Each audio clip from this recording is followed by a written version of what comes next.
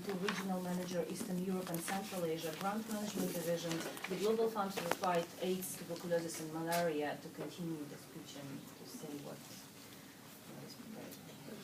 Good morning, everybody.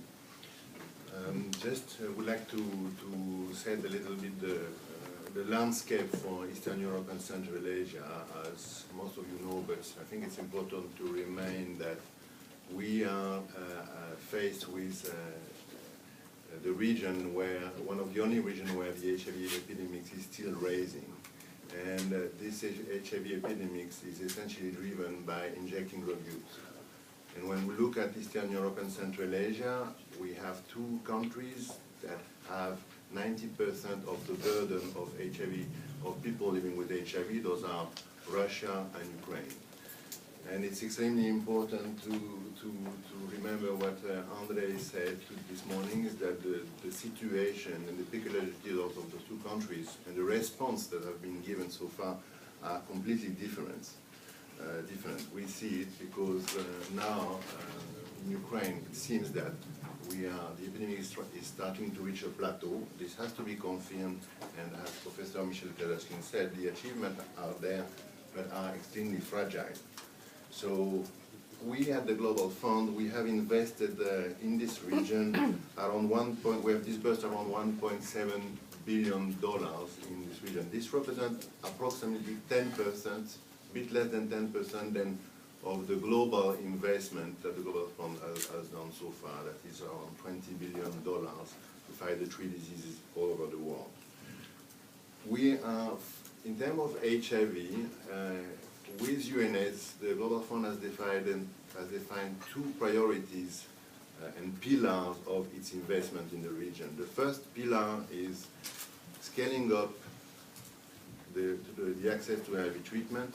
The second one, as we are faced with essentially injecting drug use, to scale up and sustain access to harm reduction in the region. So all the investment that we are going to do, we've done so far, but we're going to do up to now, is to really ensure that the vast majority of our investment goes into those 2 interventions.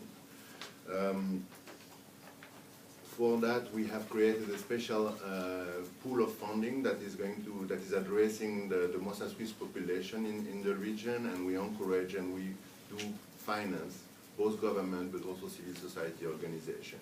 For example, in Russia, where the government is not embracing harm reduction activities, the Global Fund has created a special channel of funding through NGOs.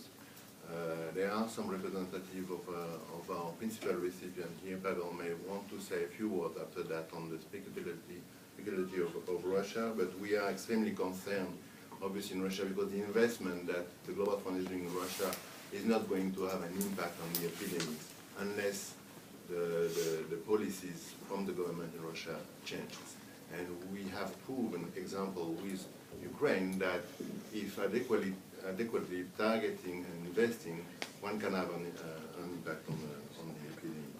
We have, as it was announced yesterday during the plenary session, the Global Fund is now financing a new regional grant on harm reduction activities for Eastern Europe and Central Asia to try and link the different countries and the different organizations working in the field of harm reduction to exchange and to advocate for increased intake of harm reduction services. Because although there are some successes, there are a lot of challenges. The challenges that we are facing is the coverage. I'm not going to speak about the quality even of the program, but the coverage. In the region, with the Global Fund program, we are reaching not more than 10% of the injecting drug users. So obviously, when you take Russia into the picture, it's quite biased because our investment in Russia is less and less important, because Russia has stated that they want to become, and they are de facto, a donor of the Global Fund. So if you take the global picture, it's not more than 10%. However, if you take countries like Ukraine and other countries, we are reaching over 50% of the injecting drug users. Access to HIV treatment. Access to HIV treatment in the region is one of the lowest globally, with only 25% of the population estimated in need of HIV treatment covered. In Ukraine, injecting drug users, the population of acting injecting users, only 8% of them that have access to HIV treatment, despite of all the enablers activity that's going on. So, together with the network of people living with HIV and the Alliance and the government, there is a new focus to ensure that those most at-risk population and hard-to-reach population are going to be covered in the next years to come for full treatment and prevention and care services. And just to tell you, in Ukraine, so we have approved around $600 million of funding, which represent approximately 30% of the investment of the dollar fund in the region. По-русски? Чуть-чуть. Да, маленькая Сомалия. Глобальный фонд в регионе Восточной Европы и Центральной Азии. Во-первых, я хотел сказать, что регион Восточной Европы и Центральной Азии, она одна из единственных регионов, где эпидемия ВИЧ до сих пор растет и усиленно растет. Это факт, это доказано, и надо вспоминать, что когда мы говорим о эпидемии ВИЧ-СПИДа в Восточной Европе и Центральной Азии, 90% от людей, живущих с ВИЧ в регионе, они живут либо в Украине, либо в России. И тут очень важно упомянуть, что действительно ситуация разная между Украиной и Россией, потому что, как наш друг Андрей, представитель Альянса Украины, показал, ситуация улучшается в Украине. Улучшается в том, что она сейчас стабилизирует. Это предварительно, это данные на последний год, это только первый год, что мы наблюдаем такой тенденции, надо усилить эти достижения. Но, к сожалению, в России ситуация не такова. И почему она не такова? Потому что меры, профилактические меры, самые уязвимые группы, которые являются потребителями инъекционных наркотиков, не принимают на государственном уровне. И несмотря на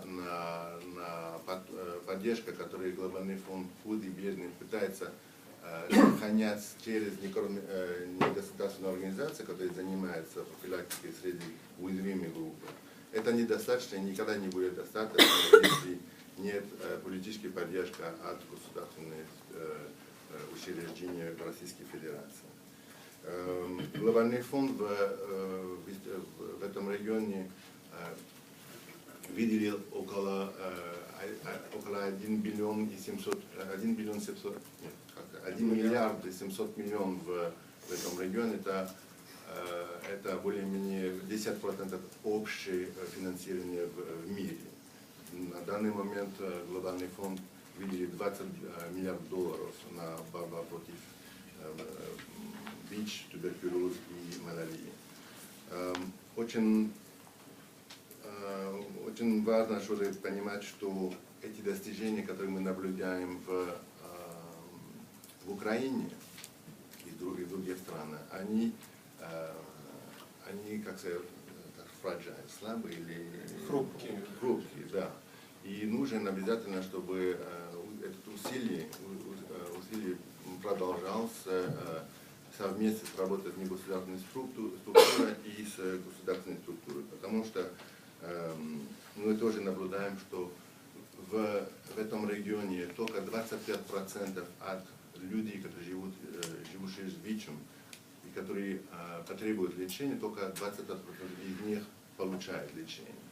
А в Украине, допустим, инъекционные потребители наркотиков, из них только 8% получают. Поэтому очень трудно с ними работать, но мы должны им помочь и усилить действия, если мы хотим улучшить их жизни и улучшить ситуацию в сфере ВИЧ-эпидемии. Как профессор Мишель Казачин упомянул, мы сталкиваемся не только с эпидемией ВИЧ, но мы сталкиваемся тоже с проблемами с туберкулезом, мультирезистентной туберкулезом и огромные проблемы гепатита С.